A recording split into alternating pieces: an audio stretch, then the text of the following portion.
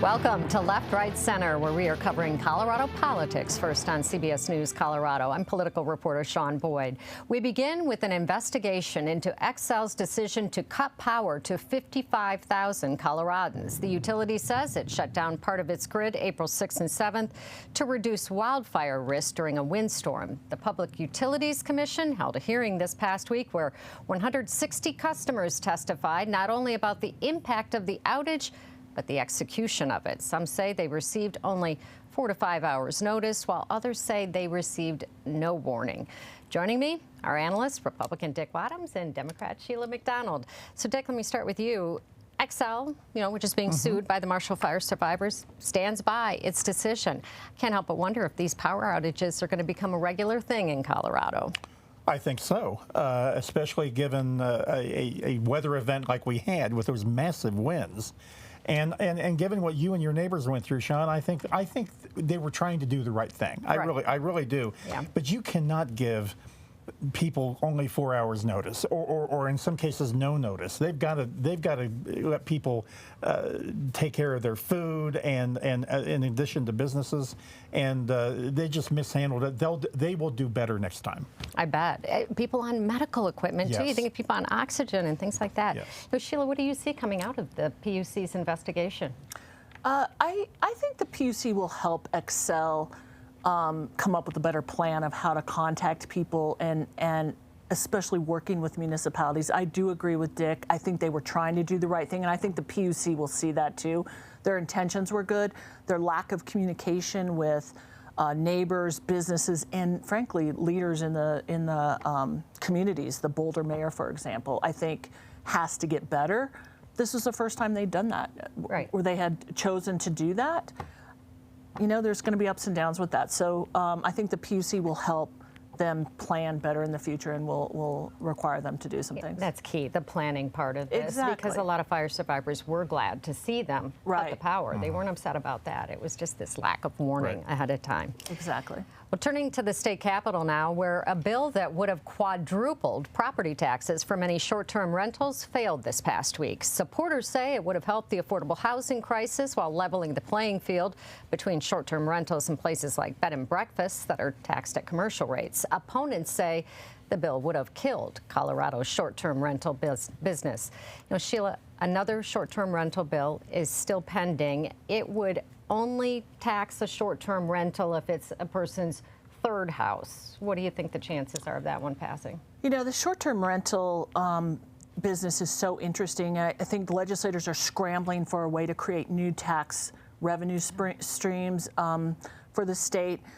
This is a big issue. I think there's only 2.5 weeks left in the legislature. There's not enough time to vet this correctly.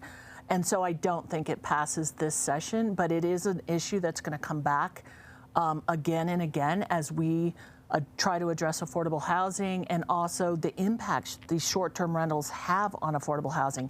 A property tax right now is not the way to go, though, and so I don't think it'll pass. Yeah, I think you're right, though. It will be back. It's going to be back. So, Dick, speaking of property taxes, the long-awaited bill to address all of our property taxes, I am told the draft will be out this next week. The bill sponsor told me he's been talking with the groups behind the ballot measure dealing with property taxes, hoping to reach some sort of compromise so they would drop those ballot measures. What do you see happening with that? I am not waiting with bated breath as a property taxpayer. I think they are trying to essentially do nothing. They don't want to lose this revenue. They don't want to give this money back to the taxpayers. And I do not think they will fend off that ballot proposal by those groups. The state's in a bad financial position right now. And I don't think that they don't want to do make the hard decisions to make property taxpayers whole on this thing. So I expect very little, and I think there will be a reaction from the public. And so you see these ballot measures staying? Yes, I do. That those will go forward. Yes, You I agree, do. Sheila? I agree with that. Go forward. No matter what the legislature ends up doing. I agree. Yeah, and I can see voters voting for them. They would cap property taxes. Right. So Well, also at the Capitol, Republicans in the state Senate blocked a constitutional amendment from being referred to the ballot. The measure, if approved by voters, would have allowed survivors of child sex assault to file civil claims against their abusers and institutions that cover up the abuse, no matter how long ago it happened. It takes 2/3 of both chambers to refer a measure to the ballot, which meant at least one Republican needed to vote for it, and none of them did. So, Dick, Republican leadership said they would have supported the measure if institutions like the Catholic Church had been exempt from it. You know, supporters accuse the Republicans of siding with those who would harbor abusers. So, do you think that Republicans will pay a price for this vote? Well, saying Republicans are siding with abusers is hogwash. But I think the Republicans had a very responsible position on this. I do. You know, when we get into these issues like this, sometimes I think it's the punitive nature, I think, sometimes of the people who want to sponsor things like this. Let's see how badly we can hurt everybody and punish institutions. The Catholic Church, the Denver Archdiocese in particular, has done a remarkably good job in addressing this problem that went back decades. In fact, they had former Senator Hank Brown head up the entity that investigated and oversaw the payments to the people who had been abused. And I do think that the Democrats, if they want to put this on the ballot, then go do it. Take it directly to the people. Why don't they do that if they're so confident? Collect the signatures Yes, you're talking about, rather than doing a referred measure. Yeah. You know, what's interesting is Republicans did vote for a law that the state Supreme Court overturned because this was in the Constitution, but a law that would have essentially done the same thing. Sheila, bill sponsor Jesse Danielson called the vote a legacy-defining moment for Republicans. You agree? You think it's that you know, people are paying attention? I don't think that people are paying attention, but I also think this is a critical issue for trauma victims, especially people who have suffered a sexual assault or anything around that. And I don't think we know enough about it yet. I do think that there should be unlimited time for you to go after your abuser, because we don't know how much time it takes to recognize that something happens. Half of people don't come forward until they're in their 50s. I know from covering this. Exactly. And so I think people need to have a path, and we need to understand this more. So I don't disagree with Dick. I think it should be taken to the people of Colorado. I do think it should be statutorily. I don't think it should be in the Constitution. But I agree with Jesse that this is legacy legislation. But I don't think it's I don't necessarily think it's a reflection on the Republicans. I think it's more just, this is important legislation, and they should figure this out. I think it's so critical to victims of sexual assault, sexual trauma, and we just don't know enough about it yet. So. Well, I can tell you, having spoken to Senator Danielson, this will be back. Right, it'll be back. You haven't heard the last of this one. Well, coming up next, the debate over the reintroduction of wolves reignites after an attack at a ranch. Are Coloradans still in support of the predators? Welcome back to Left, Right, Center. The controversy over the reintroduction of wolves in Colorado continues. Parks and Wildlife confirmed 4 calves were killed by wolves in Grand County this past week. Ranchers believe 2 of the wolves released in December are responsible, and they want them put down. While lethal measures are allowed in cases of chronic depredation, wildlife officials have refused to define what chronic depredation means. So, Sheila, you know, we keep hearing about this. Coloradans did vote for this reintroduction of wolves. So do you think most of them still support it in light of what's been coming out? I do. I think most voters are in urban areas, and I think we see the wolves differently than probably the ranchers who live with them every day. Yeah. They're majestic creatures. We love to watch them run. I mean, it's a beautiful sight. I think what urban voters don't probably quite comprehend is agriculture is one of the pillars of our Colorado's economy. And so how are the wolves impacting that? Bottom line for me is they're here to stay. Montana's figured out a way to work with them. I think there needs to be more work between the wildlife and gaming of Colorado and the ranchers to figure out how to mitigate this problem.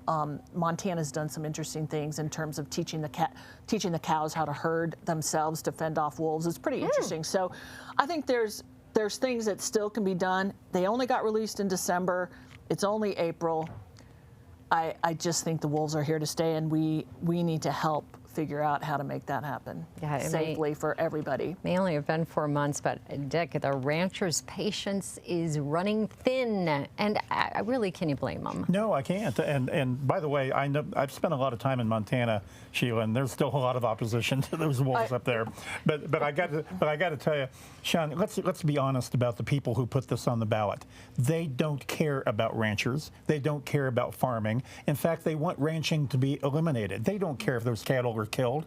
In fact, they see this as a step to eliminating ranching on public and private lands. I mean, and I don't think the average urban dweller feels that way. But I'll tell you, but that is the motivation behind putting that on the ballot. And so that's why the state government is dragging its feet in terms of doing something about this. And this is reprehensible, and it is a real sign of the urban-rural divide and how rural Colorado is under assault by by urban Colorado.